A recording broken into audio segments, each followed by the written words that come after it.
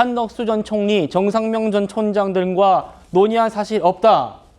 이재명 대통령 재판 외부의 누구와도 논의하지 않았다. 이렇게 민주당의 주장을 정면으로 반박했습니다. 그리고 한덕수 전 총리 측도 저희가 조금 더 얘기를 들어봤습니다. 직접. 헌재가 탄핵 결정을 하기 전과 후를 막론하고 그 시기가 언제였든 간에 민주당이 얘기하는 지금 뭐 탄핵 4일 뒤 이거 다 아니고 그 4일뿐만이 아니고 그 앞뒤로 어느 날이든지 만난 사실 없다는 겁니다. 개인적 친분도 없다. 정상면 전 총장도 일면식도 없고 일고의 대응할 가치도 없는 소설이다. 이렇게 저희에게 얘기를 하고 있습니다. 설주환 변호사님. 네. 지금 민주당에서는 조기현 부위원님께서도 이 사람들이 거짓말할 수도 있지 않느냐라고 말씀을 주셔요. 그럴 수도 있죠. 그런데 대법원장도 지금 공개적으로 아니라고 하고 있지 않습니까? 우리 아까 전에 이현정 의원님 말씀처럼 김명수 전 대법원장의 경우에 거짓말 논란이 있었습니다. 그때 이제 임성근 부장판사와 대화를 나눈 거 거짓말로 확인이 됐는데 그때 어떤 여론이 있었느냐? 어떻게 대법원장이 거짓말할 수 있느냐? 정말 양심과 이 법치의 정말 그 정점에 있어야 될 대법원장이 거짓말할 수 있겠느냐? 이런 국민적 비판이 있었단 말입니다. 뭐 그걸 알고 있을 겁니다. 이제 조희대 대법원장도. 그 대법원장이 거짓말을 하겠느냐? 어떻게 보십니까?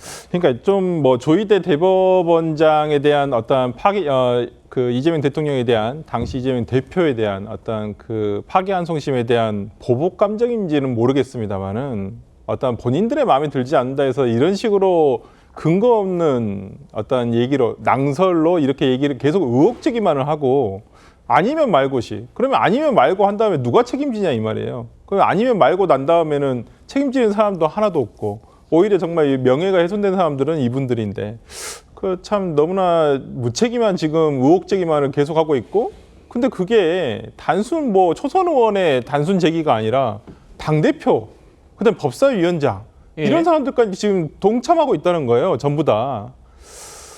이걸 그래서 여당의 어떤 정말 지나가는 듯한 얘기가 아닌 정말 민주당이 여당으로서 헌법기관인 대법원을 이런 식으로 공격을 하는 것인가라는 생각이 들 정도에서 대법원 사법부에 대한 흔들기가 좀 도가 지나치다라는 생각이 좀 들고요. 조희대 대법관을 잘 모르시는 것 같아요. 조희대 대법관이 뭐 저는 정치적인 걸 다 떠나서 판사로서에 떠나서 정말 판사로서는 상당히 그 법원 내에서 신망이 굉장히 두터우신 분입니다. 이분이 일례가 대법관 시절에도 대법관 임기 마치고 당시에 코로나로 할 때 코로나가 창궐 해서 퇴임식도 하지 않으시고 그냥 나가셨던 분이세요.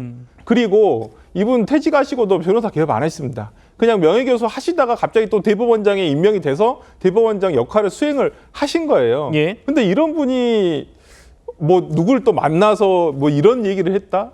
이건 너무나 조희대 대법관의 개인에 대해서 너무 모르고 얘기를 한 것은 아닌가, 의혹 제기를 한 건 아닌가라는 생각이 들고요.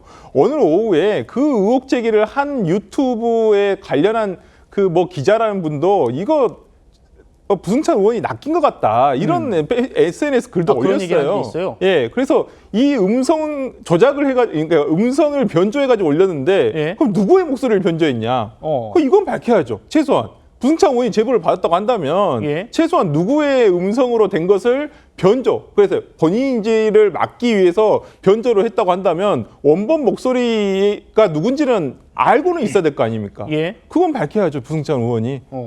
저는 그런 부분에서 너무 밝히지도 못하는 어떤 낭설에 가까운 얘기를 가지고 지금 이렇게 계속 며칠째 지금 조희대 대법원장을 흔들고 있는 것이 도대체 무슨 정치적 의도를 가지고 하는 것인지 도무지 이해가 가지 않습니다. 예전에 제 기억에도 국민의당에서 문재인 전 대통령 쪽을 공세를 펴면서 문준용 씨의 이 파슨스 스쿨 그 동창생이라면서 뭔가 녹취록을 뭔가 이 블러 처리된 녹취록을 공개한 적이 있거든요. 그거 다 사기로 드러나기도 했습니다. 그러니까 이게 녹취록 있다고 해가지고 그게 명백한 증거가 될 수 없고 특히나 그게 뭔가 이 블러가 씌워져 있다면 더 그렇겠죠. 여기서 조기현 부위원장님께 반론 좀 드려야 될 것 같습니다. 다른 사람들 한덕수 전 총리, 정상명 전 총장이 거짓말할 수 있지 않느냐 그렇다고 하더라도 지금 대법원장이 공개적으로 명백히 아님을 밝힌다라고 얘기를 하고 있습니다. 저 부분은 어떻게 봐야 됩니까? 저도 뭐 이런 일이 없었어야 됩니다. 그대로 믿고 싶지만 믿을 수 없는 상황이 뭐 아까 설명드린 정황도 있고 한덕수 전 총리 당연히 부인하겠죠. 저 부인할 것은 당연히 만약에 뭐 이제 사실관계를 차치하고 한덕수 전 총리의 저 부인을 그대로 신뢰할 수 있겠느냐? 저는 그러지는 못하겠습니다. 왜냐하면 한덕수 전 총리 비상계엄 때 계엄 문건 못 봤다고 했습니다. CCTV 나오니까 인정했습니다. 예. 오랜 동안 고위 관직에 있었고 직전 총리를 했지만 본인의 불리한 범죄 혐의 사실과 관련돼서는 부인합니다. 그러니까 다른 분들까지는 제가 잘 모르겠습니다만 적어도 당사자는 당연히 부인할 건이기 때문에 그럴 이 진위 여부에 대해서는 수사나 조사가 필요하겠죠. 예. 그리고 이게 던진 게 그냥 면책특권 뒤에서 부승찬 의원이 한번 던져서 여론을 한번 어떻게 움직여 보겠다. 저는 그 정도 아니라고 보고요. 오늘 최초 국회 상임위에서 문제 제기했던 서영교 의원 유튜브 방송에 출연해서 직접 언급을 합니다. 정청래 대표도 직접 언급을 했습니다. 네. 자, 그러면 당사자들이 명예훼손으로 고소하시면 될 거 아니겠습니까? 그러면 수사가 이루어질 거고요. 국회 차원에서도 이거 그냥 던져놓고 여론용으로 이 여론 조성용으로 해서 조희대 대법원장의 사퇴 압박용이다. 저는 당에서 그런 입장을 가지고 이 문제 제기를 하고 있다고 보지 않습니다. 아마 추가적으로 국회 차원의 조사라든가 문제 제기가 이어질 거고요.